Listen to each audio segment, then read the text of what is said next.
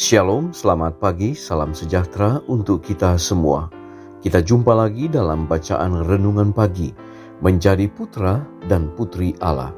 Pada hari ini, Minggu 19 September 2021, dengan judul pembahasan Para Pembela Iman.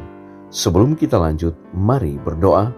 Bapa di sorga, saat ini kami akan merenungkan firman-Mu.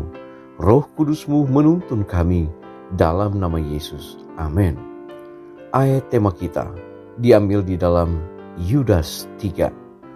Firman Tuhan berkata, "Saudara-saudaraku yang kekasih, sementara aku bersungguh-sungguh berusaha menulis kepada kamu tentang keselamatan kita bersama, aku merasa terdorong untuk menulis ini kepada kamu dan menasihati kamu supaya kamu tetap berjuang untuk mempertahankan iman yang telah disampaikan kepada orang-orang kudus." Saudara-saudaraku yang kekasih, segala jenis kejahatan meningkat di dunia dan bumi tercemar dengan penghuninya. Rencana kekal Allah akan segera digenapi dan akhir dari semua hal sudah dekat. Ini adalah masa ketika mereka yang memiliki pengetahuan tentang kebenaran Allah harus membentang di sisi panji Raja Immanuel yang berlumuran darah. Mereka harus tampil sebagai pembela iman yang disampaikan kepada orang-orang kudus. Mereka harus menyatakan kepada dunia untuk menuruti perintah-perintah Allah dan memiliki iman kepada Yesus. Mereka harus membiarkan cahayanya bersinar dalam sinar yang jelas dan kuat pada jalan orang-orang yang berjalan dalam kegelapan. Para prajurit Kristus harus berdiri bahu-membahu, setia kepada kebenaran, pembela hukum Yahweh. Mereka yang menyimpang dari peraturan-peraturan Allah yang jelas itu akan mendukung kekeliruan dan berbaris melawan para prajurit Kristus. Mereka akan menyatakan siapa pemimpin mereka dengan jalan yang akan mereka tempuh dalam menentang kebenaran Allah dan dalam menegakkan kesalahan nurani dengan tindakan-tindakan yang menindas.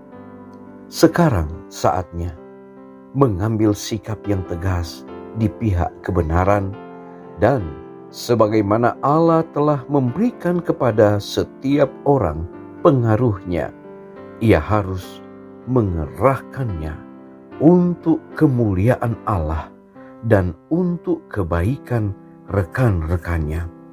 Tidak seorang pun dari pelayan Kristus yang setia akan menganggur pada saat seperti ini, atau akan puas hidup hanya untuk diri sendiri.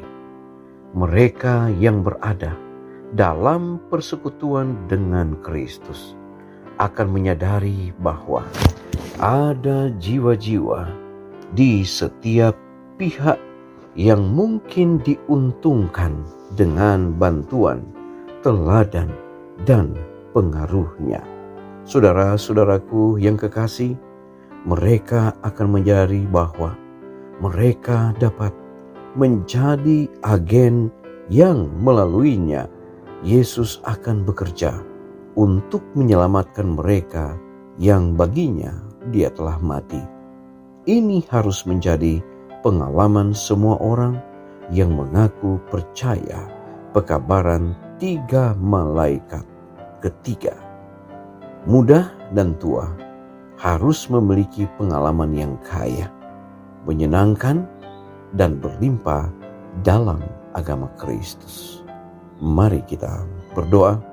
Bapa di sorga, kami bersyukur oleh karena kasih-Mu menyertai dan melindungi kami.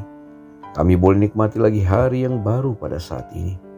Bapa, terima kasih untuk firman-Mu, menolong kami untuk melihat bagaimana kasih Tuhan akan senantiasa menjadi bagian dari umat-umat Tuhan yang menjadi pembela iman. Tolonglah kami Tuhan, agar kami boleh tampil sebagai pembela iman yang diberikan kepada orang-orang kudus. Tolonglah kami agar kami boleh menjadi prajurit-prajurit Kristus yang berdiri bahu-membahu untuk menjadi pembela hukum Allah. Bapa di surga, saatnya kami akan memulaikan aktivitas hari ini.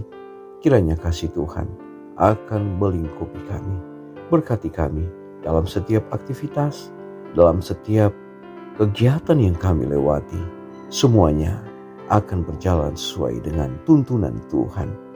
Berkati kami ya Tuhan, berkati umat-umat Tuhan. Setiap usaha pekerjaan diberkati. Terpujilah Engkau ya Allah. Kami serahkan hidup kami hari ini ke dalam tangan Tuhan. Ampuni dosa kami. Dalam nama Yesus. Amin. Pertemuan kita telah selesai. Kita akan jumpa lagi besok. Shalom. Tuhan Yesus memberkati.